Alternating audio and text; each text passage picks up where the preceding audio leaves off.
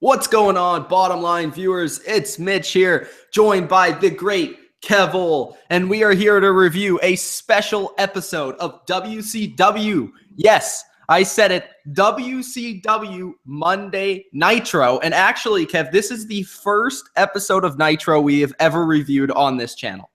Really? You haven't reviewed anything else? No, we have never reviewed an episode of Nitro, so this is kind of like a random episode of Nitro to start off with, but I think it's a pretty good episode of Nitro, and I know a lot of people will rip the year 2000 apart, but this is a very good episode, and it's pretty crucial to the WCW timeline, I would say. It's the return of Vince Russo on TV, it's the return of Eric Bischoff, and it's an episode that I look at and I say, damn, this is a good wrestling show. And we'll get into it segment by segment here on the review. But it is weird that it is our first review. But we will try and do a lot more Monday Nitro reviews in the future, starting off with this one. Kev, when you look at this episode, what do you think? Well, it's interesting that people hate this episode. And if people had a chance, one of the reasons I requested to Mitch that we do this up because Vince Russo on his podcast, The Rant, actually talked about in a 2-part series this episode because of the table for 3 and how people were working with Russo, and so he goes through his perspective on it. I know that there are people out there that don't believe a single word Vince Russo says, but there are people that do believe some things that Vince Russo says. You have to remember that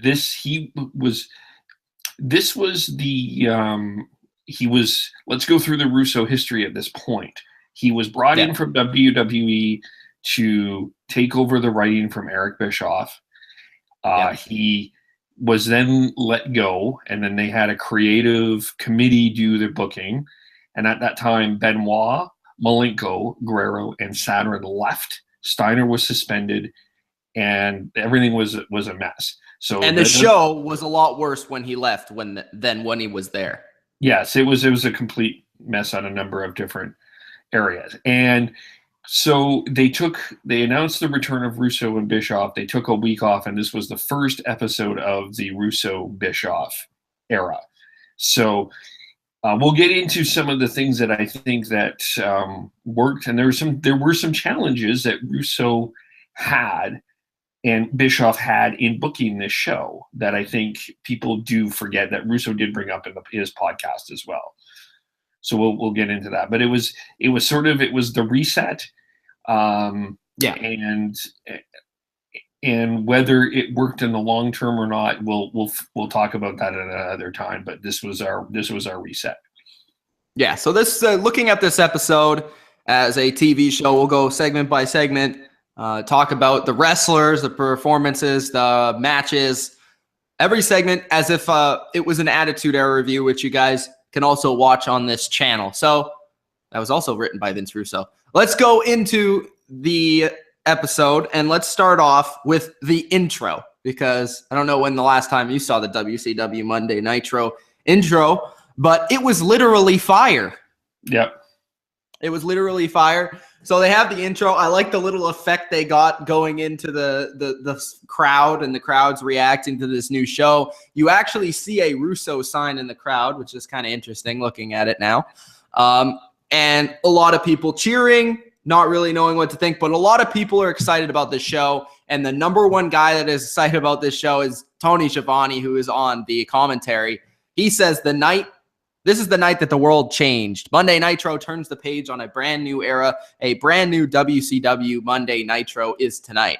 So basically, he's getting everybody excited, and that's something that you don't see today in wrestling. The commentator, especially the lead commentator, rarely gets you excited right at the beginning of the show for the show. It's usually a promo right away or something of that sort that happens on Raw nowadays. But Schiavone and Jim Ross, if you looked at this era of wrestling, that was their thing. They would introduce the show, what was going to happen on the show, what was the big story, and then they would kick off the show. And I really liked that start to it. Also, the fans were really into it, so that was a good part. The show, of course, starts off, and we just see a bunch of people in the ring. It's a bunch of the so-called new blood, and it's these younger wrestlers, these wrestlers that are kind of being held back. They're all in the ring. And then you see guys, some of the bigger stars of the new blood, like Booker T, Scott Steiner, Kidman, Jeff Jarrett. They all come down to the ring to join them. Whether it's valets or wrestlers, they're all in the ring.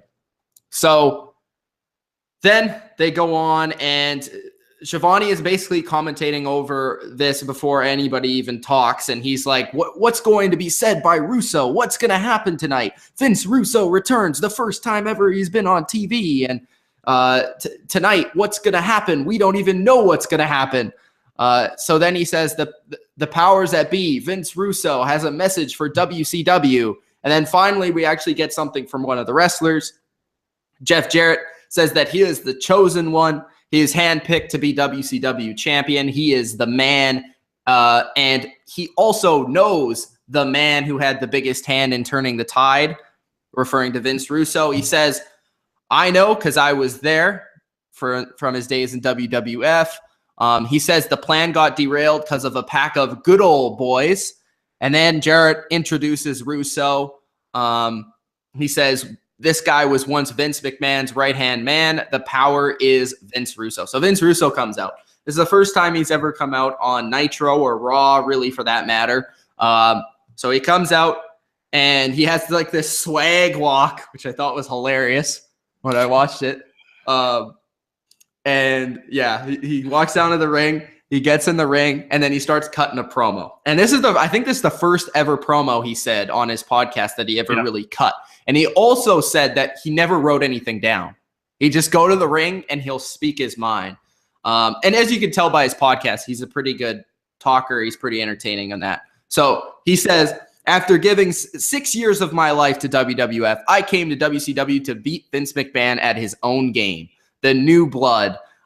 We're not getting back in the game, but they're changing the game. And the political bullshit that took place brought Vince Russo down. And then he says that one day he was told that there is going to be a change in direction, and he knew that that change sucked, and so did Benoit. Benoit knew, Guerrero knew, Malenko knew, Douglas knew, Scott Steiner knew, and they suspended his ass. He says Vince Russo is back in charge. It is over. There is new opportunity for you guys. Seize that opportunity. And then what do you hear? But you hear the voice of Eric Bischoff. He says, are you done yet? And then he comes down with the hair and everything, and it's just looking nice and Silver Fox-ish. He comes out, and the announcers are doing a fantastic job of putting this over, because they're like, okay, Eric Bischoff, he's against Russo, right? Like, we've never really seen this before. Is Russo with Bischoff? What's going on? So Eric gets in the ring, and then they hug, which I thought was great. And I thought it was great the way that they sold it. The way that Russo was looking like really rattled when Eric got in the ring, and then they all of a sudden started like hugging each other. And then Eric says, this man, Russo, and I have more in common than anyone knows. We were both screwed. I was screwed by my mistakes. My mistakes I've made, like Scott Hall, Sting, Kevin Nash, DDP, and oh yeah, Sid wished he was vicious. He then says, the biggest mistake I ever made was Hulk Hogan. And then you see like these vets backstage watching. I think it was like Sid, Sting, DDP, and those guys. And then Bischoff continues to say that he's seeing clearly now. He's here for all the people in the ring. He then calls out Sting, DDP, and everybody. He smack talks all of them for being old and lazy. I thought some of the lines were really, really good. Then DDP says, I don't know what the hell you're smoking, but you better step off. Bischoff says, screw you, Paige. You wouldn't be here if it wasn't for me. I really like this line where he's like, you'd still be at some bar telling people you're friends with Bon Jovi. Then they continue to go on, and he says, I made you, I can break you, but this time it's going to be more fun. Then to close the segment, we have Russo say that he's back, and back there, people are hiding from him. Ric Flair, he says there's another guy back there that's hiding from him, and it's Ric Flair. He's a piece of trash a piece of shit, on the bottom of his shoe, and that he's going to scrape off that shit and flush your ass down the toilet personally. He then turns to Jeff Jarrett and says, you got to trust me. It's a start of a new day right here tonight. Hand that U.S. title to me. All titles will be stripped tonight. So they're taking this literally. Every title is stripped. We're going to start brand new. There's some Goldberg chants in the crowd. And then Sid says, you want this belt? Bring your scrawny little ass and take it. He says that to Eric Bischoff. Bischoff calmly gets out of the ring, goes up to Sid very confidently, very arrogantly, like Eric Bischoff would do, goes up to him, and he just gets in Sid's face. This is fantastic. He just keeps egging on Sid, egging on Sid, egging on Sid, and he says, don't ruin your career, Sid. Don't ruin your career. Give me the title or you'll be in the unemployment line. So that was the segment. Sid hands over the title. All the titles are stripped. Bischoff and Russo are working together. It's new blood versus the old folks, and it's going to be a hell of a show from this point on. But that was a pretty long segment, definitely the longest segment of the night, but it introduced all that was to come for the entire show and moving forward. So what did you think of this segment, Kev? I thought it was freaking awesome. Well, remembering and then just rewatching again, I think one of the things that to put in context is that was the storyline that was going on in WCW. Real life storyline, too. That was the real life. It was the idea of the older guys or the established veterans were holding back the mid-carders, which were the lifeblood of WCW. And because they were not getting anywhere, they were moving to WWF at the time, which was Jericho, Benoit, and a bunch of other those. And so to establish that real life storyline, I think was good. I think if it were me, I would have waited on the Bischoff turn and would have put Bischoff with the Millionaires because he was most commonly known for that. But I at the same time, you're right. Eric Bischoff is a perfect heel. He's never been a face. I don't think he's ever cares to be a face. He's always been a heel, and it worked perfectly there for what they did, I think. But I do think one of the critiques I've always had is Russo's writing is sometimes it gets rushed instead of more of a slower build. But the Bischoff Vicious stuff was work. And look at what this is again where we have to talk a little bit about what Russo and Bischoff are dealing with. Who were your champions? Sid, who was once a champion in WWE when WCW was way ahead of him in the ratings. Like in 93 or something like that. Yeah. Jeff, the Harris brothers, who I don't think anybody knew who they were, and Jeff Jarrett. I mean, Jarrett, a legitimate champion. I think people had respect for him, but he didn't get too much higher in WWE than he did, or WWF than he did in WCW. So they weren't dealing with a lot of hardcore, high-end talent at this point in time. So they were dealing with what they had at this point. The other thing that they did like is they kept Flair and Hogan off the first segment, which I think was really a smart thing because they dealt with them individually. They dealt with them individually with individual segments and individual threads. Yes, they did the individual storyline. And it wasn't established, and it did continue going forward. So I thought overall, and the other thing that I don't think people give Russo credit for is he never really wanted to be on screen. It wasn't his thing, but he was a very natural promo. He was able to draw the emotion out of the crowd. And people, maybe that was in part because people knew him and had an opinion of him already. But the way that he spoke created emotion.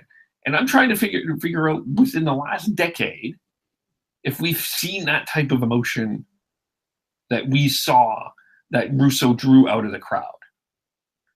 It was very similar to Jerry Springer. and Maury and all of those talk shows at the time that were really popular, Howard Stern, it was that kind of style. So it was bringing in a different style, which tradition was like scratching their head, but it actually was working in WWE, and he was bringing this into WCW. Yeah, for sure. And that's something about Russo that a lot of people don't like, even in the business, is that he's always been so different. You know, he tried to change the way wrestling was done. He changed it in the Attitude Era. People didn't like it. And then he went to WCW, tried to change it even more. He's always been maybe too creative for his own good in the way that he's been trying to push his ideas, maybe too much at times, but you can't really fault him for the success that he has had at certain points in his career. In this segment, definitely you brought up, I think I have a little bit of an echo. Oh, I'll go on mute here. Yeah. Sure. I think what Kev brought up with the Russo promo style, I think also with Eric Bischoff. I mean, I'm not a huge fan of Eric in terms of his backstage. I've heard a lot of negative things about him from multiple sources. I've heard he's not the greatest person in the world, but I don't really know him, so I can't really say that. But something I will give Bischoff a ton of credit for every single time is his performance. He's one of the most underrated guys on the mic ever. And what you brought up with Russo is the same for Bischoff. And these two guys made the segment. I mean, these two guys were ripping the old guys apart, the good old boys. They were ripping them apart. Jeff Jarrett had some decent lines in there. And I really like how they brought a real life story onto TV. And that is the number one thing I liked about it, because it kind of kept you on the edge of your seat. What's going to happen? Is this a shoot? What is this? Right? Like, is this a shoot, or are they playing with us? Right? And even you could tell by how the announcers were reacting, which leads us into the next segment, that they didn't really even know. Like, apparently Vince said on his podcast that he really didn't even tell the announcers anything. He told them a couple of things, but they didn't really know. So with Shivani and Mark Madden and everything, they didn't really know what was going on. So they were reacting organically the way that JR and King would during the Attitude Era. So it makes it that much better. And that's what we get next, with is Tony Schiavone and the announcers kind of talking over what they saw. Mark Madden's face is absolutely hilarious during the entire little 2-minute thing that they talk about. And then you see Hulk Hogan arrive backstage. He immediately goes to the locker room where he sees Sting, and Sting and Hogan are talking backstage. Sting says that he's on you. And then Hogan's like, Bischoff? Like, what's going on with Bischoff? And then what happens is Hogan gets up, he's pissed off, and then he ends up going to find Bischoff. Now, something I want to bring up in these individual segments is that Hogan arrived and then it went into commercial. A lot of times, Kev, when I look at these old shows, I try and find ways that what they did then and what they don't do now. Okay, we had Hulk Hogan, the biggest star on the show. He arrived, and then they went to commercial. What do they do now? Oh, let's have 1 minute of a match, and let's go to commercial. What's the difference with the audience there? Okay, we want to see what Hulk Hogan's going to do tonight, not what Sasha Banks and Nia Jax are going to do in the second part of their match. You know what I mean? So that part is good. And then I like the little, okay, Hogan's going to go find Bischoff. So it's starting his thread for the show. Then it's starting that storyline. Yeah. Go ahead. You could talk about that if you want. It's it kind of gives you, like, the first 30 minutes, it was establishing maybe a little too quickly some of your storylines, but you had to get, I mean, they talked about Hogan, so you had to get into Hogan. You don't want to get into a match at this point, and which current product would probably do. But you don't want to give away Hogan Bischoff right away, or what's going to happen. And there's another story that's coming specifically around Hogan anyway. So we're going to wait for that for a specific time. So it's giving the audience some time to prepare for what's coming.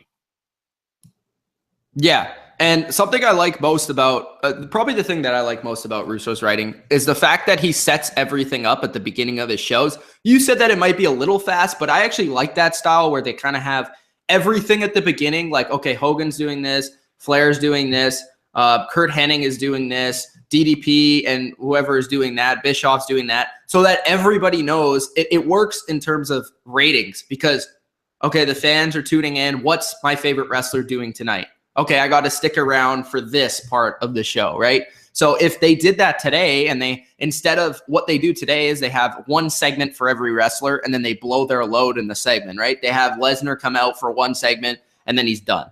Yeah. But in these shows, and both in this show and in the Attitude Era similarly, they did that same thing where they would set Rock up, they would set Austin up, they would set Taker up, they'd set Kane up, and then you would have the whole story going through the whole show so that you would continue to tune in. And that's the same thing they did here, which I like. They didn't just blow their load in the first segment. Yeah, they were building to something. They established a large, very big picture, and then we were going to go ahead. So let's see what's coming up next. So next, they have DDP with Kimberly versus Lex Luger with Elizabeth. And man, do I have to say, Kimberly looked very nice. They both were very good-looking women. Yes. Oh, well, Elizabeth was even older at this point. Like, how old was she? She would have been close to her 40s, I think, at this point. I would think so, right? Yeah. 40-ish? Yeah. So what happens? We need to bring this up, too, because this is important. And some bloggers and some people are criticizing WCW for this. But the reality is this structure change happened a week before a pay-per-view, which was the Spring Stampede pay-per-view. So yeah, and that's not Russo and Bischoff's fault. Absolutely not. Nope. They were dealing with the cards that they were dealt with. So they had to. It was a smart thing to strip everyone of their belts because you need to establish new champions, because clearly the champions weren't working, but you also have to get yourself to that pay-per-view really quickly too. So this Luger DDP match was to get us to the pay-per-view. It was a tournament, sort of. Yeah. So in case I didn't describe it, I don't think I did. So what they're doing tonight is they're trying to find the world champion. Of course, they stripped all the titles, as we've mentioned. They're doing a tournament with the old boys, and they're doing DDP versus Lex Luger, and they're also doing Sting versus Sid. So they're doing those two matches to determine who faces Jeff Jarrett for the championship. And also we'll see in a little bit that another guy gets thrown into the mix. But the first match of this is DDP versus Lex Luger, of course, with the women at their side. And I also want to bring up that we don't really see that much very often. We don't see the valet anymore. I mean, the best valet we had in years was Lana, and now she's a wrestler. I don't understand why women only want to be wrestlers nowadays and what's wrong with being a valet. It actually makes you stand out more than anything to me. I think some want to try it anyway. I mean, I don't know. I think sometimes it feels like it's a property thing. I don't know. I'd have to ask a female wrestler. I'm not an expert on this one. Yeah.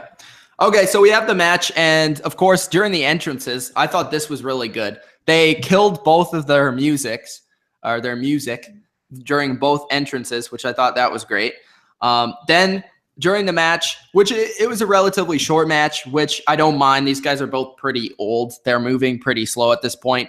It was kind of like a typical 90s, early 2000s wrestling style of match. Then they have Buff Bagwell come down mid-match, and I love Buff Bagwell's entrance.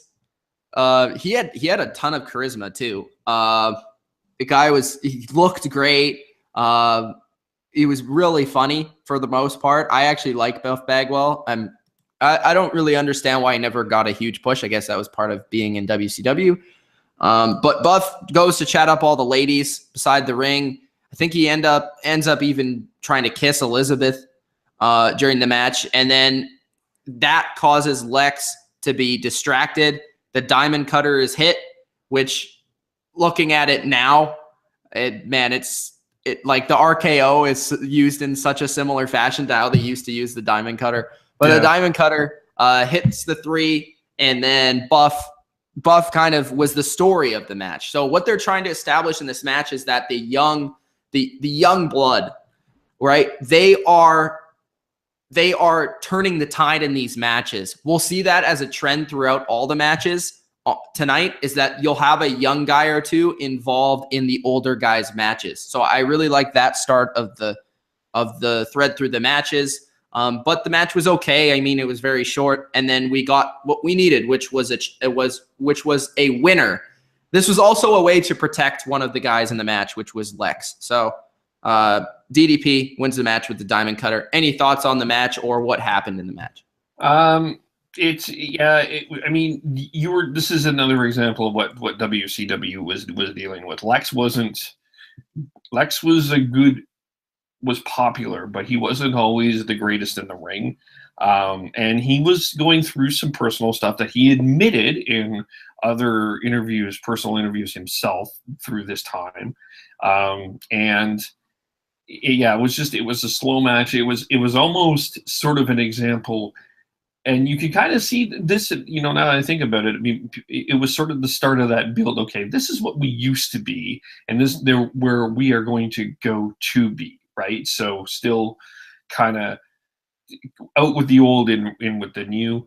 And the other thing it used to be is sometimes with these mid-carders and the old WCW, there would be a shot of Hulk Hogan in the middle of a match, right? And it would be completely distracting. So it was kind of a subtle revenge on what they were doing, what the old boys network was doing, because bringing in one of the younger stars.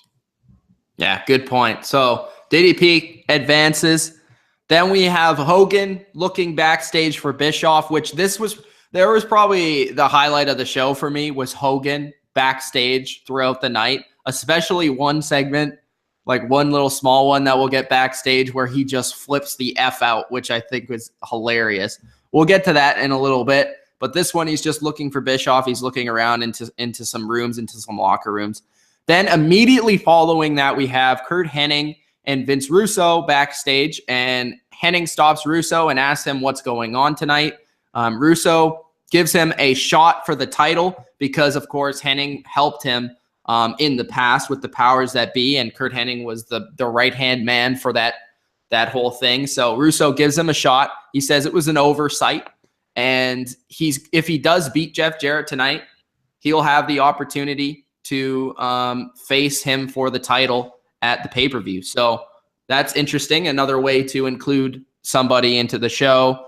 I thought it just made sense. And then we continue on after commercial. Hogan is continuing to ask people, like, where's Eric? He's continuing to get more frustrated as the night goes on. So he's saying, where's Eric? Where's Eric? There's some people sitting on a couch or something, or on some chairs on the side, looking around. Then we have a Tank Abbott promo, and Abbott comes out and he says, I'm not some candy-ass wrestler. I'm a shoot fighter. I don't know what the difference is between a wrist lock and a wristwatch, which I know for a fact is Vince Russo's line because he said it like a million times on his podcast. Then he says, but I'll kick your ass. Bill Goldberg, I came here for you. Till you grow some balls, I'm going to beat the holy hell out of some innocent victims. Abbott then beats the crap out of Mark Madden on the side of the ring, brings him in the ring. I thought that was a pretty interesting and entertaining promo bit, and the way to say, oh yeah, Goldberg's still on the show. What did you think of that promo and some of the stuff with Hennig and Hogan so far? Hogan, it was just a continuation. It was a good ode to Curt Hennig. You do have to, for you younger fans, you do need to go back and see some good Curt Hennig. Curt Hennig is an underrated performer. He was a great wrestler, and someone you need to watch. Just the problem is he wasn't super popular at this point. He was saddled in with the rap is crap country music gimmick just in between all of this. So it was, he was kind of getting buried, and we'll get into that segment in a little bit. My problem with this Tank segment was we established that the New Blood was the heel group, although maybe it was the fans. But so I understood why you took a guy, but why you took Madden as the heel was the heel commentary was a bit confusing to me. But maybe it was interesting though, because I think Russo even said on the podcast, one of the parts, he said the fans made them the heels. Yeah. Because the fans were cheering for Hogan and Flair and those people. So they needed to switch that very quickly. Yeah, because I think the fans knew who they were, so I think it was easier to gravitate towards that. Yeah. But And also something that does help this show is that a lot of these segments are shoots. yeah, Like there are some scripted lines, but a lot of it is more just pure emotion based promos and not a lot of scripted stuff. So they could just, and that is where you really see the true talent of some of these wrestlers, which we'll get into probably even more in a little bit. But we saw it with Bischoff and Russo a little bit, but the way that they played the crowd was probably the best part of the show. Yes, yeah, I think so. And the crowd was into this show. They were not sitting on their hands. They were enjoying the product. All right. So we'll continue on with Hogan. And Hogan says that he's asking again where Bischoff is. And somebody tells him that it's the second door on the left. Then again, after the commercial, so we get that tease, second door on the left. Okay, we got to wait through the commercial to see if he's there or not. Hogan says you're doing the end around on me or not, because he sees Bischoff. He says this needs to stop. We need to talk about this right now. Bischoff tells him to come inside because this isn't for everybody. This is just for you and me. So the Hogan and Bischoff thing continues. Are Bischoff and Hogan working together? Is what's going to happen with Bischoff? Is he going to turn on Russo? Is he going to turn on Hogan? So there's a lot of questions. Then we have the Billy Kidman promo, which of course, again, is about Hulk Hogan. So Billy Kidman comes out and he walks out really pissed off and basically just walks straight through his entrance. For 4 years, we have been held down by the egomaniacs trying to hold on to their faded careers, Kidman says. He says that Hogan is the biggest maniac of them all. Hogan, you have been bad-mouthing me for weeks, talking about my size. While I might not be as big as you, I have two things that you will never have, and that's heart and talent, which I thought was pretty funny. Then he says the only way you get that tan is to be in the spotlight for way too long. This was like almost like a rap, like diss song of a promo. I thought it was really good. So he does the heart and talent line. Then he does the tan line, which that was good. And then he continues on to say, who would know better about drawing flies than a pile of shit like you, which was great. He says, I'm calling your ass out. So we see Hogan backstage, and he really doesn't even know what's going on because he's dealing with Bischoff. He's not around the camera or anything, and I really like how they did that. And then Hogan like looks at the camera. He's like, shit, now I got to deal with this kid. So Hogan comes out, and Kidman says, let's see if your balls are as big as your bald spot. He then says that the hero is scared. So Hogan comes out. Hogan says, who in the hell do you think you are, kid? I've been watching you the last couple of months. You're the kind of punk that gives the young guys a bad name. Then what happens is Hogan's pissing off Kidman, so Kidman responds. He says, you had a good run, Hulk, but your run is over. And then Hogan's like, you know something, Kidman. If you were in my league, you would understand. You're so pee-whipped in love with that girl. And then Kidman starts punching Hogan because he's talking about Tori Wilson. And then they start brawling outside of the ring. And then it just turns into Hogan beating the crap out. Scene. So this was another situation where it was real life coming to the stage per se.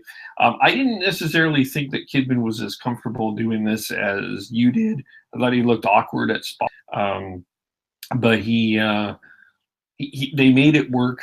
There was legitimate heat. I don't know if this was actually him saying these things or if it was written for him.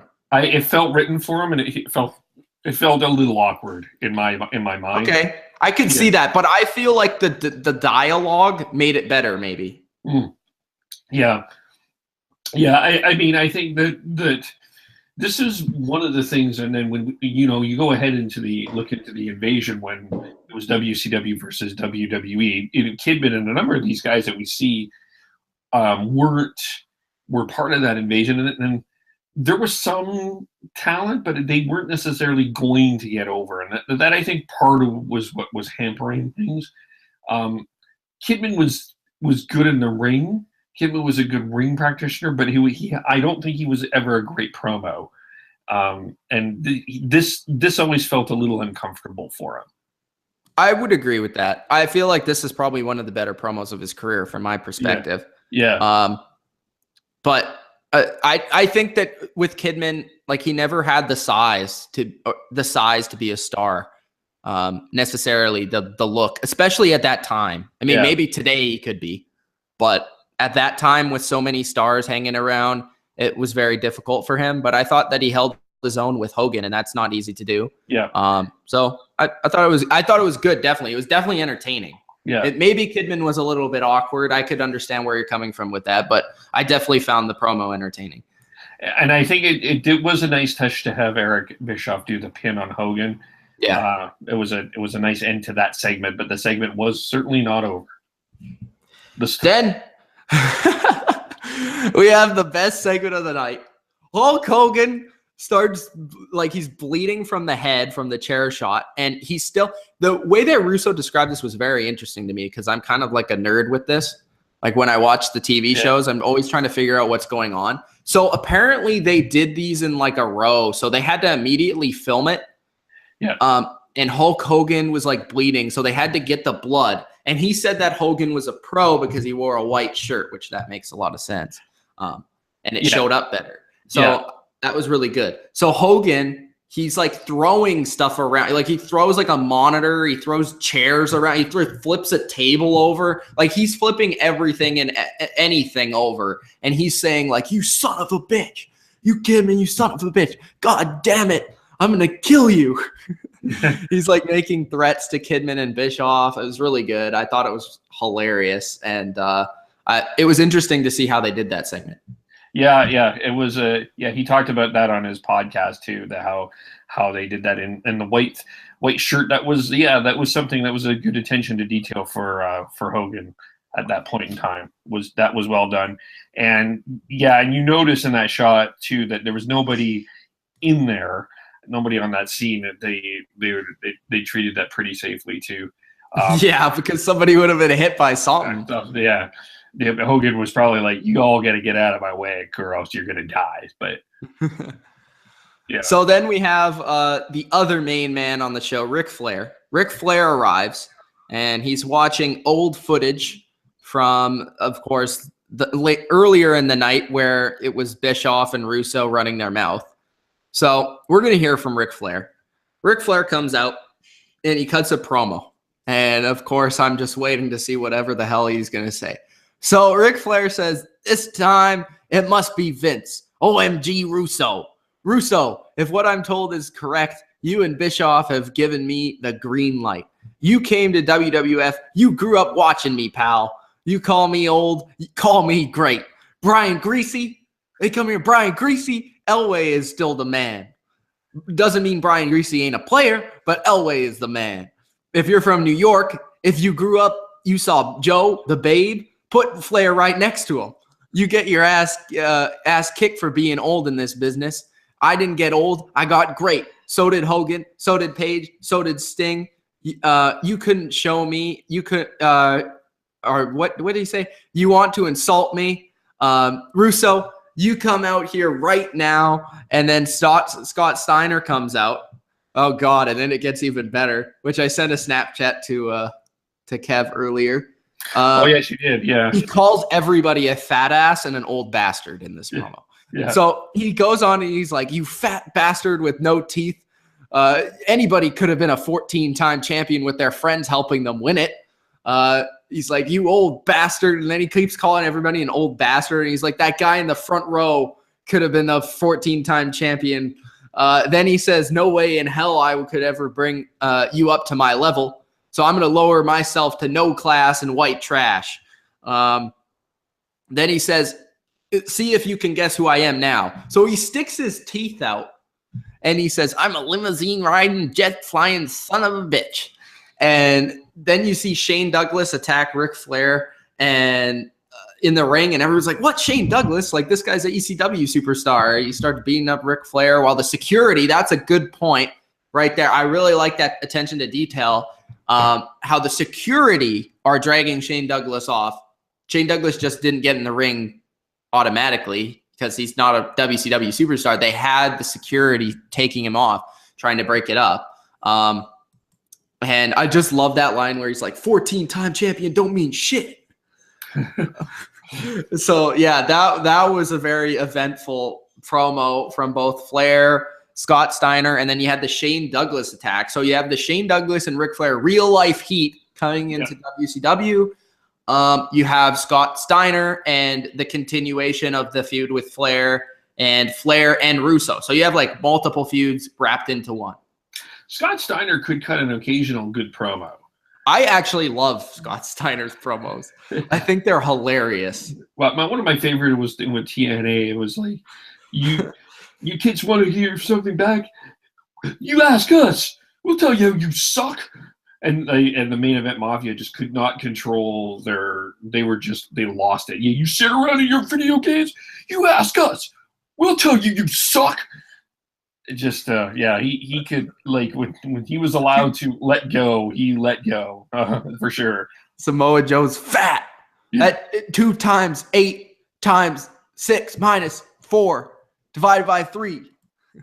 Yeah, fat. Okay, what did you think of this segment? Oh, it was an interesting decision to have Vince versus Flair. I don't know if Vince got into why. I don't remember him getting into why. I know that him and Flair had some sort of like small beef. He didn't say it was very big, but he said there was something there. It probably made sense that the two main stars face the two main authority figures. That I could see. But I thought Russo held his own in terms of promo. And Flair just knows how to cut promos. And this was a shoot. Yeah, Flair just go shoot. Okay. Yeah. Bro, just talk about me in a negative connotation. That's all he said. Okay, like the Brian Greasy at Elway, like that's like vintage Ric Flair right there. Yeah. That's so good. And also, I like the way that both the authority figures kind of had wrestlers that like were kind of did their bidding sort of thing. So Russo had Douglas and Bischoff had Kidman. Yeah. So I like that part of it. Yeah. Yeah. Overall, it was a good Flair promo. I think most of all, and a good way to establish Flair going forward. All right. Then we have Kevin Nash. He arrives. Just showing him with like some sort of a suitcase or something coming into the building. Then immediately following that, we see Bret Hart in the crowd, which is kind of a shocking thing at the moment for WCW. Do you have any thoughts on the Bret Hart thing? Not yet. Okay. Then we have Ric Flair, who tries to find Douglas backstage, and in a similar fashion to Hogan, he's looking all over for him. Then we have Shane Douglas doing an interview, and I was like, Flair, just look at a monitor, go and try and find him doing the interview. Yeah, they're everywhere. Yeah, I guess it was a big building. I don't know. Yeah. So Shane Douglas says Mean Gene initially like instigates it. He's like pissed off. He's like, "Why are you getting after one of the greatest wrestlers of all time?" And Douglas is saying, because he can do whatever he wants. He's like, "Watch that son of a bitch. You have been franchised. I've hated you from day one. It's a free course," said Russo. "I'm out of line my ass, Mean Gene. You can kiss my ass and watch me be the franchise." Shane Douglas is a pretty underrated wrestler. I think he's always had a pretty good promo, especially. He never worked in WWE. No, he didn't, and that's why a lot of people don't look at him the same. Yeah. At least I don't, but he was always really good in ECW, had his moments in WCW, so... Yeah, it wasn't really shoot style in WWE, though. You were expected to be more character and cartoony at that time when he got in. And it was a bit of a disconnect. Yeah. Then we have Sid Vicious versus Sting. This is the second match to determine who's going to face Jeff Jarrett. We have something I noticed about this right away is the legit looking main event stars that are on the show. Like Sting.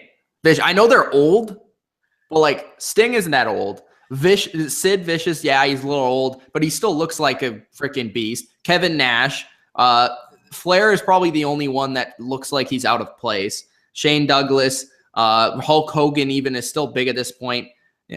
Like all these guys, DDP that are involved in the main event, Lex Luger especially, like these guys are all big. They're all larger than life. And that's something I noticed about this match. And then they basically get to the spot where they hit a double clothesline. The wall comes down with a table. If anybody remembers who the wall was, I don't even know. I'll give you $10. John Heidenreich. What? It was John Heidenreich. Is it actually? Yes, it was. I can't even tell. I will keep going. Okay, so the wall comes down with the table. Wall wipes out Sid with the chair. As Sid hits a power bomb on Sting, the wall puts him through the table via chokeslam, and then Sting wins via countout. This is the second straight time that the New Blood has messed with a match. It's playing up the story that the New Blood is having their way with the old folks. And I thought this was okay. I mean, the match wasn't anything special again. It was very short. They had the interference at the end, but I thought that it made sense with the storyline, because why wouldn't somebody come out? It would make no sense. So I enjoyed it. Yeah, it was. I mean, it wasn't anything spectacular. Sting was. I mean, the thing that Vince Russo also talked about in his podcast was that the idea was to keep all the matches short, and not through a commercial break. So it was really just a quick to establish what you're doing going forward. So. It was okay. They were somewhat limited at that point anyway, and it was fine to. It was another way to establish your other storylines. The wall was named Jerry Tuite, so I am wrong. He died in 2003 of a heart attack. Oh, that's why. Okay. Yeah. All right, next. We have coming up next. This is funny. Tony Schiavone's like, coming up next, I don't know what the hell is gonna happen. Then Ric Flair comes out again and he cuts a promo on Shane Douglas. He says he made a lifetime on trying to be me. He jumped me when I wasn't looking. I'm pissed off now, Douglas. Ric Flair says he's gonna meet Shane Douglas tonight. It's gonna happen. And he says, Russo, remember this. Diamonds are forever, pal. So is the Nature Boy. Russo, you got it. And I was just like, man, this is just Russo brought this up in his podcast. But the amount of emotion and passion put into these promos tonight, it's second to none. And nobody on the roster today would even come close to that amount of passion in their promos. Yeah, it was very passionate. Yeah, there was a lot of intensity. Very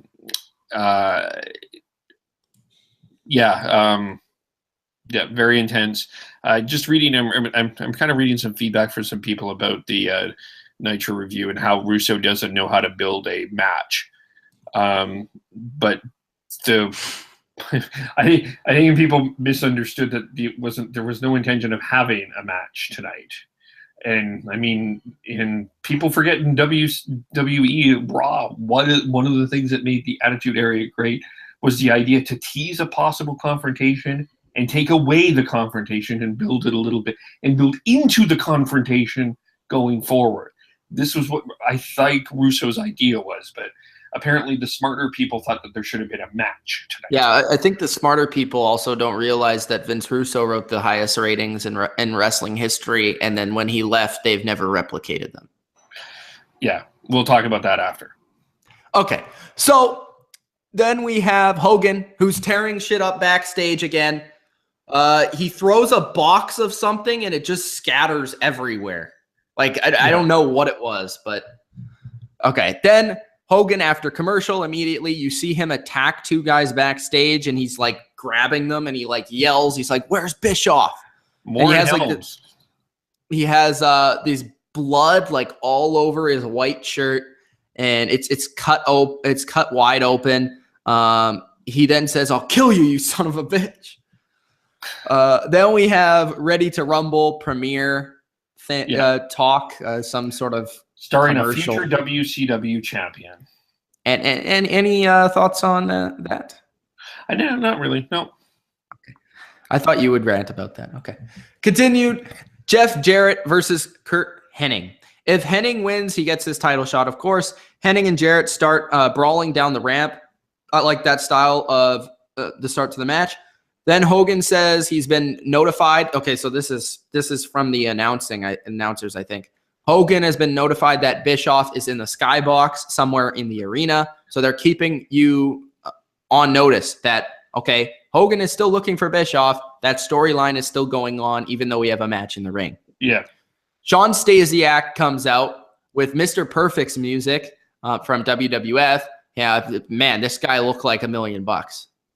He did. Couldn't act or do anything, but the guy looked great. Stasiak and Hennig botched this Samoan drop sort of looking thing, and then Jarrett wins with Stasiak's help. That ref that was in the ring, that's Rudy, isn't it? The guy that's still in the WWE?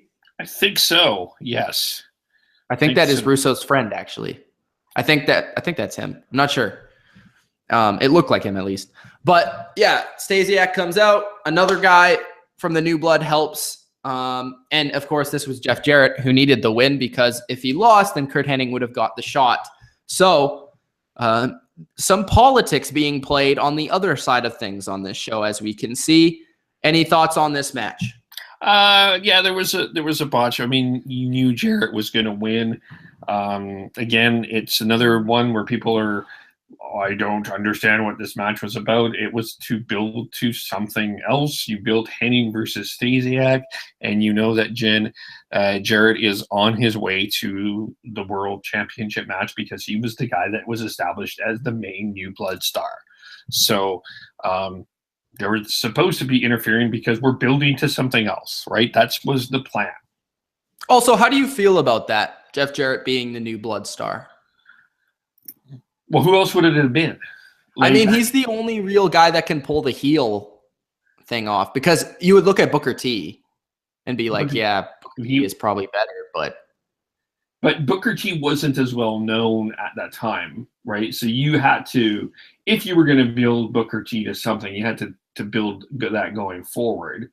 Yeah. And then I'm assuming that the programs that you have were to build towards building some of these stars up.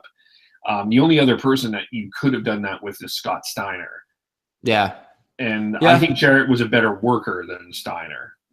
Okay. Yeah, I mean, I've never been a huge fan of Jeff Jarrett. I liked him, but I've never been a huge fan. It just seems, I guess that's, again, what you said earlier, they're working with what they got, especially on that side of things, because they don't have Jericho. They don't have Benoit. They don't have Eddie. Yeah. So. There wasn't a lot. They didn't have a lot to work with what they wanted to do. I mean, the only other thing is that unless you would have taken one of the millionaires clubs and turned him as the leader of the New Blood, but that wouldn't have made a lot of sense. No, it wouldn't have, unless it was, I don't even know. Yeah. Okay. Continuing on.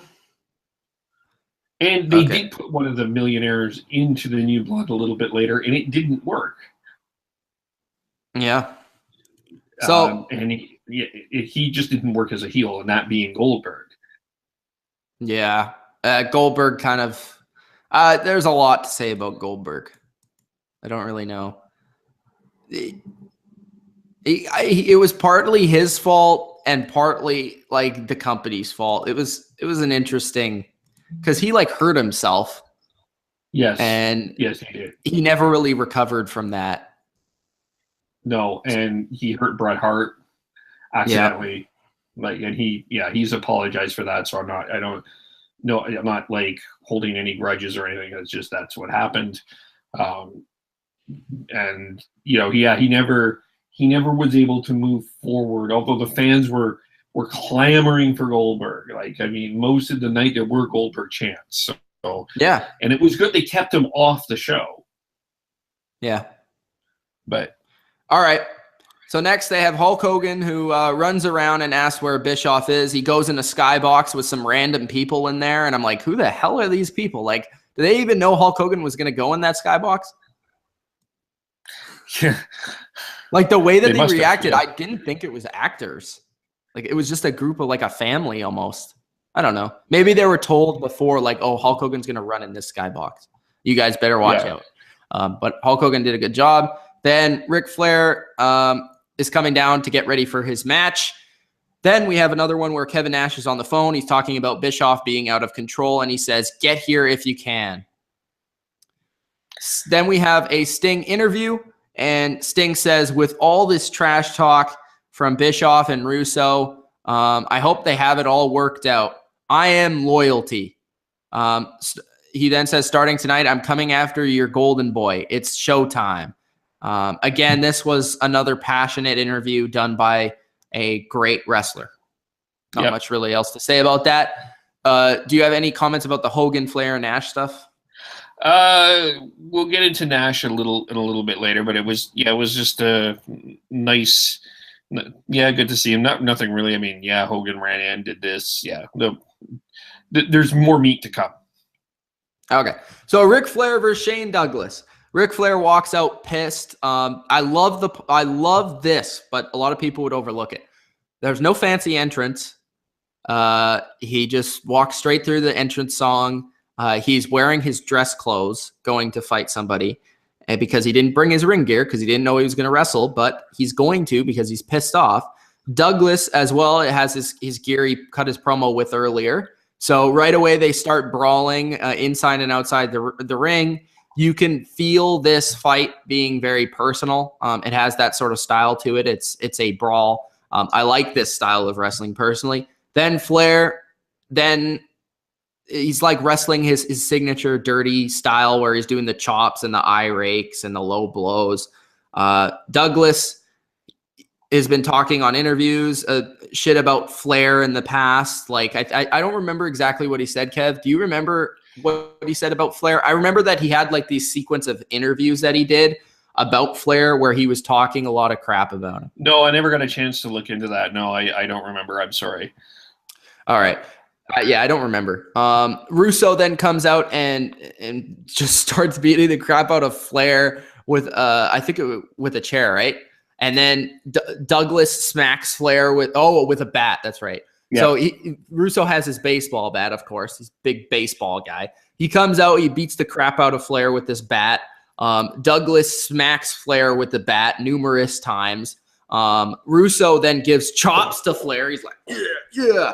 Like DX chops, but they're funnier. I don't know why, because Russo is just really awkward doing it. And then Russo grabs Flair's watch and chops the crowd like 3 times. So Russo was getting the heel heat. You've used that meme in some private messages with us, so yes. Yeah, I don't know if it was that exact one, but it must have been one. It must have been, I don't know. But yeah, Russo does the chops to Flair and grabs the watch and leaves. And he said on his podcast that the watch wasn't planned. He just grabbed the watch and he said, this might be a good little story to continue. And I love the way that the announcers even played off of it. They're like, he grabbed his watch. It's like a really expensive watch. Yeah. Yeah. I think they were like, that's a Rolex or something. I thought it was good. You know, they had the match, it kind of ending the story for Flair and Douglas for the night. I like the part where Russo came out because, of course, Flair was asking about him. Russo made these statements, and Russo, being the heel, came out when it was appropriate for himself, had the bat, beat Flair with the bat, and took his watch. So I liked it. Yeah, and good on them for both Flair and Douglas, I think, for being, although there was heat, for being professional and taking that to a storyline, because some wouldn't do that. Douglas, just doing some reading, Douglas was considered sort of the next Nature Boy, and Dusty Rhodes considered that. But they did, apparently, according to Douglas, they shook hands and they made amends actually shortly before that match actually happened. So they did live happily ever after, but they did use the heat as motivation. Did I lose you? No. And next, we have the Kevin Nash promo, and Kevin Nash is on crutches. Do you remember why he was on crutches? He was legitimately hurt at this time. Okay, so he was hurt. Don't remember what it was, whether it was a knee, ankle, or what. I don't know. So Nash comes out to a pretty loud pop.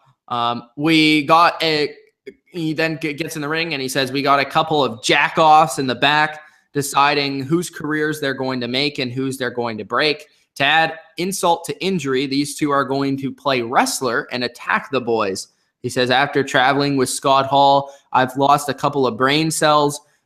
He says, where in the hell is the dog when you need him? The dog referring to some of the crappy skits that they did over the past couple of weeks without Russo and Bischoff there. He then says, Russo and Eazy-E, I'm going to give you guys an opportunity. Scott's straight and sober, and he's in a bad mood. Neither of you two would be here if it weren't for me and Scott. Nash says to Russo that they saved him from being decapitated from Shawn Michaels, and he says, Bischoff, there would be no NWO if there was no me, basically. You would still be in Minnesota burning Vern Gagne's coffee. That was a pretty good line. He then says, if you're going to come down here, bring your bat, your chair, and your balls. That's a good line. Then Mike Awesome comes out of nowhere and knocks out Kevin Nash with a crutch. Then I think, did Mike Awesome say it was too sweet of an opportunity to pass up? Yeah. Okay. Mike Awesome said it was too sweet for an opportunity to pass up. Good use of the line too sweet. This was a good promo. Again, another promo by a guy that can talk. Oh, it's so hard to see why it works. And it continues the storyline. It's another avenue that we can go. Of course, Kevin Nash and Scott Hall were very, very what's the word? They were very involved with Eric Bischoff, especially. Now they're getting involved with Russo because he's with Eric Bischoff. The part about Shawn Michaels, I'm not sure if that's exactly true, because even Russo said himself that he left or Kevin Nash left before Russo. Well, my understanding was there was heat when Russo, Nash, and Hall were there, though. So I think that there was. I think that was referring to that. Yeah, he didn't really know. He said he was like, I don't really know, but yeah, he wasn't the head writer. But I know that there was heat between Shawn Michaels and basically everybody. Yeah, at that time, yes. Yeah, Bischoff and the NWO makes a lot of sense, and obviously it plays into the storyline. What did you think about this promo? And actually, I thought it was kind of interesting that Kevin Nash got one of the biggest pops of the night. Yeah, he was one of the more popular stars. People forget that. I felt Awesome was a little awkward with the crutch. I think he was the attack didn't come off as strong as it would have. But it was good that the commentators played up he was the ECW champion. And Awesome cut a pretty good promo there too. It was a nice natural feud, Nash and Awesome. And maybe going forward, the interesting, fascinating struggle is if only Scott Hall could have kept up being sober, because it would have been an interesting way to use Scott Hall. Was he on the side of Nash or was he on the side of Awesome? Because he could have been one or the other. Yeah. What'd you think of what's your thoughts on Mike Awesome? He was pretty good at ECW, and it didn't work that well in WCW for whatever reason. I don't think he worked in WWE. I think a little bit. I don't think so. I think he might have tried or something, but they never really pushed him at all. Like maybe he was there for a little short period of time, but nothing extensive. Yeah. I mean, he was okay. He didn't feel like an ECW champion though, like especially that brand and that style.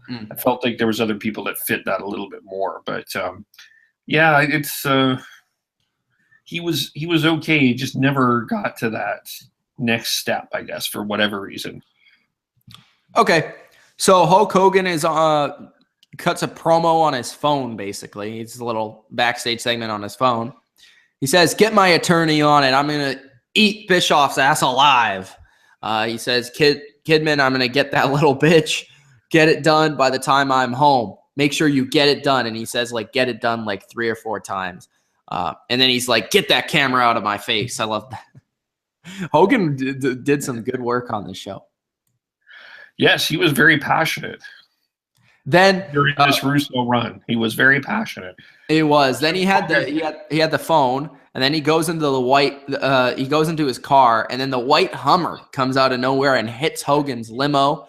And then, of course, Shivani's like, "Who's driving the Hummer? Oh my God, it's that Hummer!" And it's Bischoff with Kidman driving the Hummer, and they're like, "Oh my God, holy balls!" No, they don't say that. But everyone's like, "Oh, it's Bischoff, it's Kidman. I should have known. I should have known." So then, but they never established that Bischoff was the driver of the Hummer. No, they didn't really, which is interesting. But they were trying to like end that kind of thread or story they had on the show back a few months ago or something, where they had the Hummer and it was attacking people. So then after that, they have Hogan on a stretcher and he's kind of knocked out. And I thought this was a good little segment where they have Kidman writing NB, like NWO they used to do. New blood on his shirt with Eric, and Hogan is just out cold, and they keep talking trash to him. I thought that was good. So I like that sequence of events. Just a lot of intensity, passion, just good TV to watch, just entertaining. Yeah. I will give it its intensity. Yes. Then we have DDP versus Sting. Jeff Jarrett is out there, and Jeff Jarrett is, I think, on the announcing table commentating. Yep. And Jeff Jarrett leaves the announcing table to talk to Miss Kimberly, and DDP attacks him. Vampiro attacks Sting in the middle of the ring. DDP ends up winning via Diamond Cutter, and Jarrett hits Miss Kimberly with the guitar. Bam! Smack right on the head. You could tell that guitar was very flimsy, the way they hit it on him. That's what Russo said as well. And apparently Kimberly went to the hospital because of this. I did not know that. Because apparently I saw it. She took the guitar on the back of her head instead of the front. And that didn't look good, but no, apparently it definitely was a cool spot. It just But I like that. Jarrett's getting the heat. We have DDP, who's going to end up facing Jeff Jarrett. And it's interesting because they could have played this a number of ways. Did Jarrett want DDP to win? Yeah, that was an interesting question, because then you cost DDP Luger the match, and then Vampiro cost Sting the match, and DDP went all the way, right? Yeah. So that was one I don't know was ever but at that pay-per-view, Kim and Kimberly ended up turning it on Dallas and joining the New Blood. Yeah, so what did you think of that match? Any comments about that? It was a match, and just all it was supposed to do was establish another feud between Sting and Vampiro and where your storyline is going. It's the season premiere. I don't know why people were expecting hour classics. These guys were never going to give you an hour classic. It was not going to happen. Well, I don't even know why they're this is my problem, just mainly. Why do they even care about the matches when they're watching this great show? Well, some felt it wasn't. I mean, I think some people felt there was too little wrestling on this show. That's part of my issue with some of these wrestling fans. Okay, the matches don't mean that. What are they supposed to really mean? I mean, at least they have consequences. Yeah. How long are these matches going to go on for? And it wouldn't make sense for them to go on this long. That you need people to attack, because that's what the story entails. Yeah. It's about playing the story. It's not about the match. Yeah, and the one thing that it's the mindset. I think the common mindset was, well, you're building towards so you can get people to the pay-per-view. And I get that. I think I understand that. But one of the things that Russo talked about, and I understand what he was working with. I mean, and I don't necessarily fully agree with it. Is they were trying to pull ratings. They were in the ratings toilet, and they needed a good number. And he had to do what he could on the TV. The TV was more important than the pay-per-view. That was the big struggle at this point in time. That's what WCW was looking at, the TV. They weren't worried so much about the pay-per-view numbers. Yeah, that's true. And of course, if you have better TV numbers, then you have better pay-per-view numbers. Pay-per-view numbers, yes, and that's true. And I'm not sure I can't remember what their pay-per-view numbers were at that time. Oh, I have no idea. You probably look it up and see it. Yeah. Bischoff, Russo, and Jarrett are backstage, and basically they said they were calling for you. They're calling for you. The people are calling for you, which is totally the opposite. Jeff Jarrett then comes out and he cuts a promo. He says 6 days until the chosen one gets to show who has all the stroke around this place. 6 days until I'm crowned the new WCW World Champion. Paige, this Sunday, if you want to bring your wife back along, there is a real man who's going to show her some more wood. DDP and Jarrett brawl. Big Papa Pump attacks DDP. Lex Luger comes out. Bagwell, Vampiro, The Wall, Sting, Booker T. Then they say that the new blood is in command. The new blood is in command, and that's basically how the show goes off. Russo and Bischoff come out and shake hands. And then you see Bret Hart come down and stare at them. And I'm like, oh my, what a cliffhanger. Like, that's a great cliffhanger. Oh my God, Bret Hart. Like, what's going to happen with Bret Hart next week? Is he going to be on the pay-per-view? Is he going to side with Russo and Bischoff? What is he going to do? And then, you have the whole attack in the middle of the ring. That was a really good way to go off the show, to have people kind of intrigued to see what was going to happen.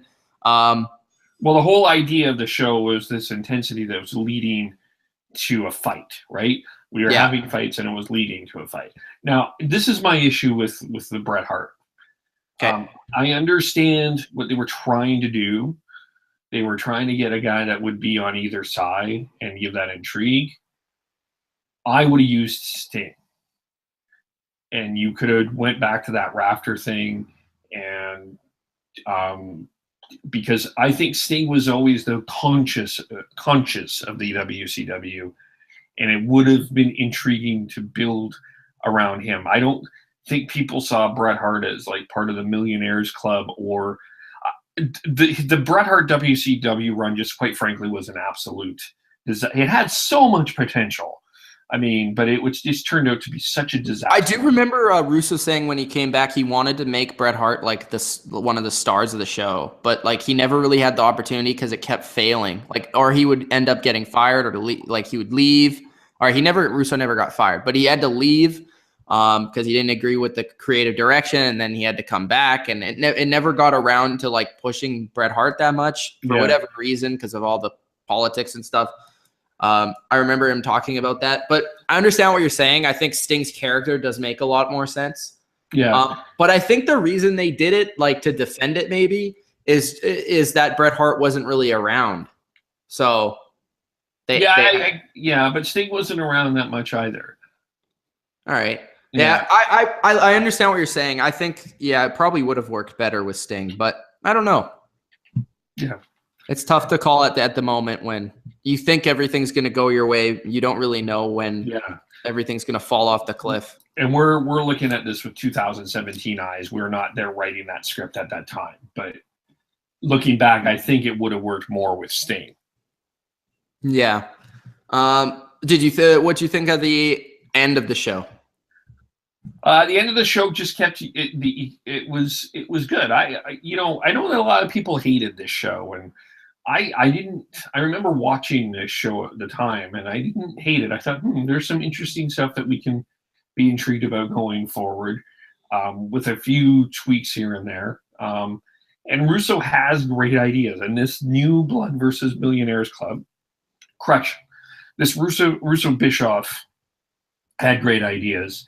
And the New Blood versus Millionaires Club was a really interesting storyline, and it was moving away from the NWO, which was almost becoming an anchor at the time for WCW, that they were just using too much of that. So it was a different way to go. And a lot of shoots and a lot of that. It was interesting to see. I was interested to see where they were going to go going forward. And I had really high hopes for WCW because I did want the two brands to kind of stick this out because I knew it was better for everybody.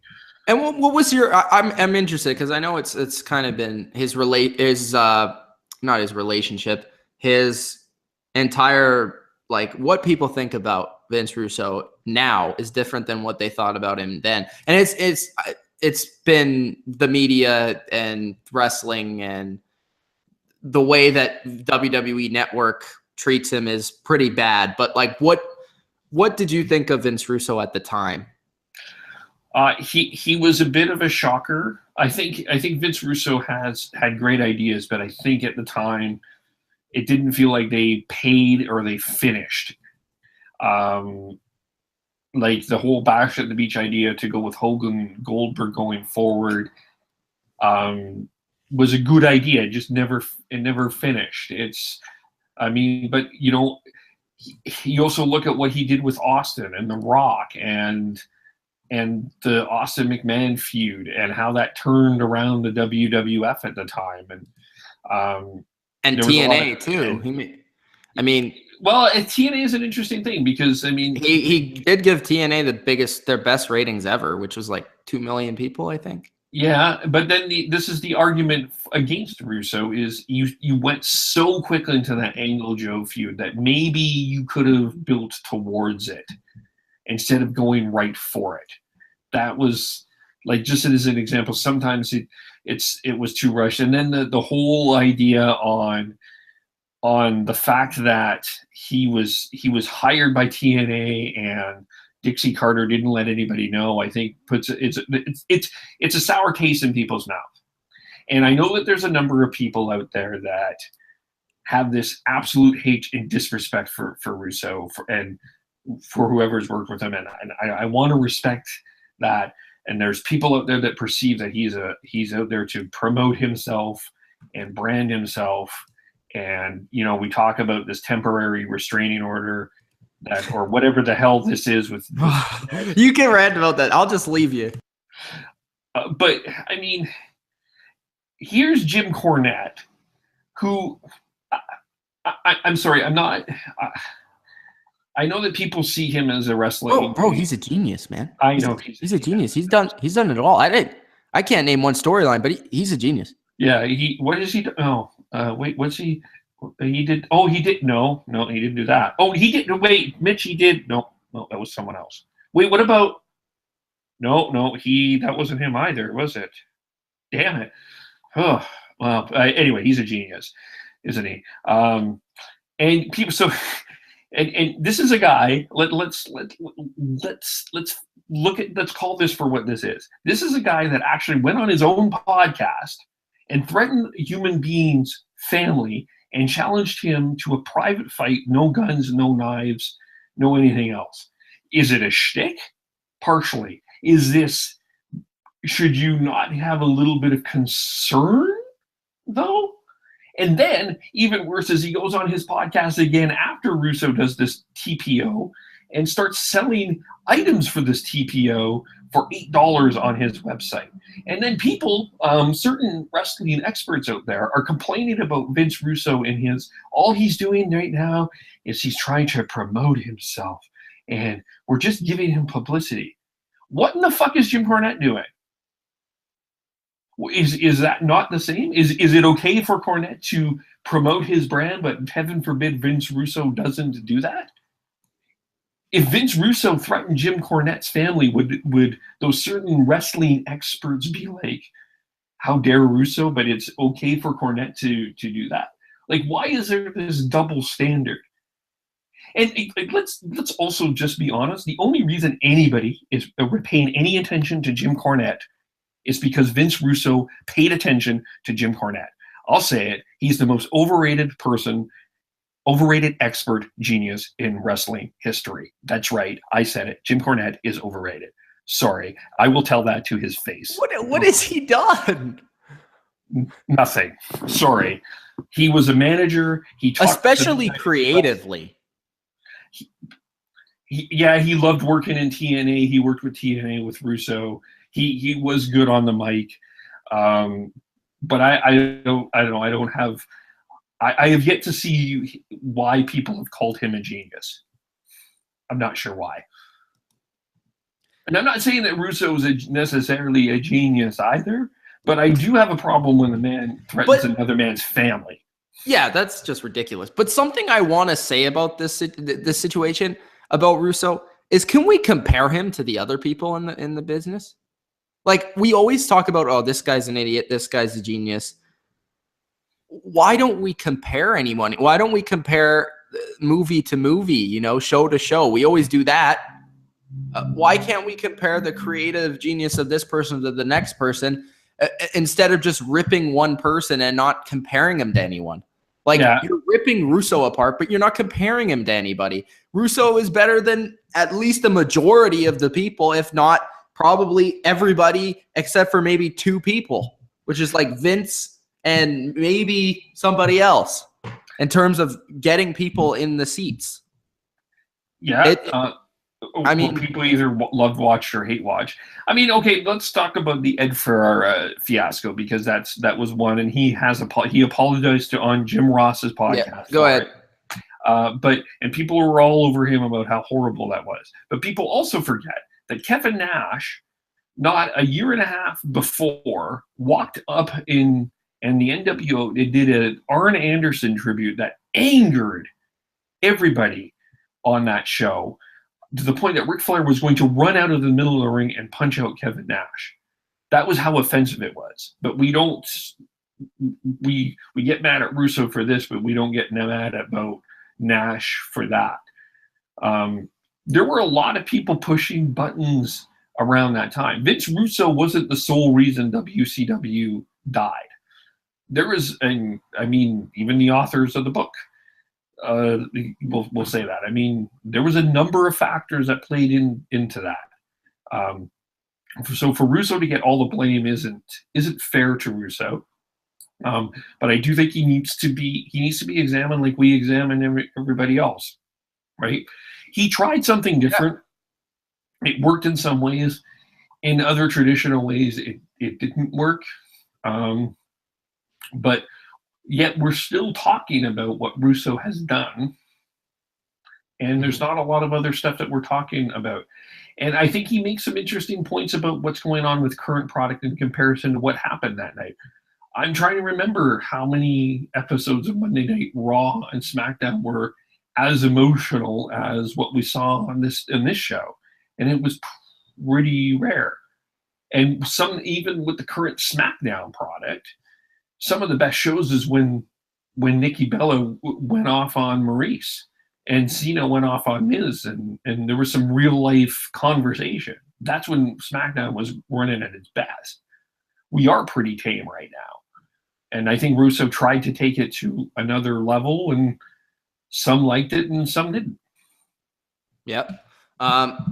It's interesting. Maybe one day we'll compare some writers or some creative geniuses, so to speak.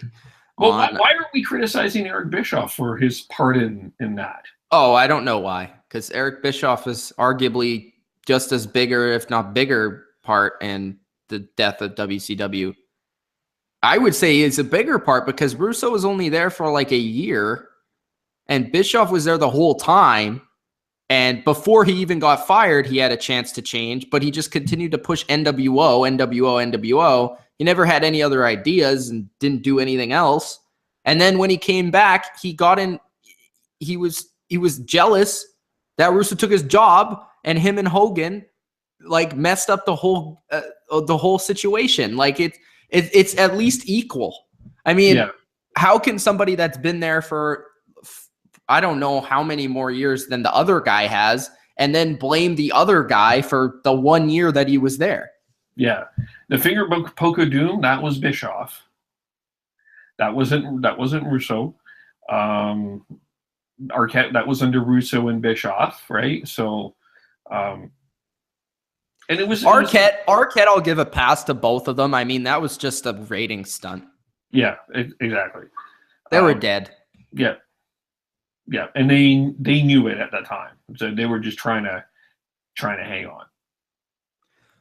Yeah. So if you had to give like some sort of a grade or anything to this show, do you want to give one or no? I'd give it probably a 6 or a 7. I think it was an interesting way to start your new era. So in terms of that, it was good. You had a lot of intensity. And it was good to hear the Russo podcast on that perspective, because we've always heard everyone else's perspective on that show. He's never really talked a lot about it, so I enjoyed hearing his perspective on it. So yeah, I'll give it a 6 or a 7, 6.5. I will say this much: it is miles better than today's product. Like, not even close, not even in the same sentence. It's a lot better. From an entertainment standpoint, just looking at this show by itself, it's probably an 8 or an 8.5 for me. Like, just this show by itself. Taking the impact of the show and what happened after the show is a different story, which I think what Kev is doing more. Yeah, and that's yeah. Yeah, but this show by itself, I think it was a great show to watch. If you were just to watch this episode, the impact of it, I don't know. I'll leave with Kev's grade for like a 7 or something like that. Yeah. But yeah, and the other thing, again, just as a reminder, you're building toward, you have 2 shows, because you have your Nitro and your Thunder to build to Spring Stampede. You've got to establish your feuds as quickly as possible. So yeah, is it rushed? Yeah, but there's a reason to rush it, right? So I don't know. I think some understanding needs to be given for that, and some perspective needs to be given for that.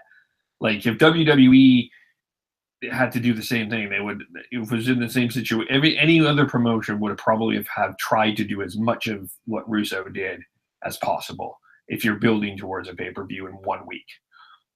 Yeah, you have to shove as much in there as possible, as much intrigue as possible. Yeah. And just looking at the show, I mean, the way the show is formatted, the way the show did a storylines throughout the whole show, how everybody was involved. I mean, this is a product that is clearly a lot better than the one that we see today. And the talent, I think you could also say, is miles above the ones that we see today as well, for the most part. The wrestling is better now, I think, but I think that the talking was certainly better then. That's what I would say. The promotion and character development. We don't have awkward hugs with analysts, right? So and you're leaving some stuff out. I mean, they're establishing their stars. Their star isn't on for 5 minutes of a 3-hour show and not at the end of the show. Like, just there's, in terms of placement and planning, it's certainly, I would say yes. I think the wrestling skill is better now. Then WCW, yes, but then WWE in 2000, no. Oh, definitely not. I mean, when we look at the depth that WCW 2000 had, even without Austin at that point, it was. Oh, I just love the style of that wrestling so much more than today's. I've gone into the rants about it many times, but anyways, that's our review for Monday Nitro, WCW 2000, April the 10th. If you haven't already seen the episode, be sure to do it, because it's a very intriguing, entertaining episode, and you can see what happened with WCW and have your own opinion. That's the number one thing. A lot of people, they'll have opinion without watching the shows, and without watching the shows, if you weren't alive for them or you weren't old enough to watch them, go back and watch them. And if you were alive for them and maybe your opinion has been messed with time or people have gotten in your head, go back to watch this show and make sure you know what really happened. It's on the WWE Network for a reason. You can go there, you can check it out, and you can decide, And watch before. Watch before. Watch before. Watch like 2 weeks before that? Yeah, watch some of the product in where they were coming from, and it helps you establish. I think some of the... Or even look at the rating for before. Yeah. And, yeah.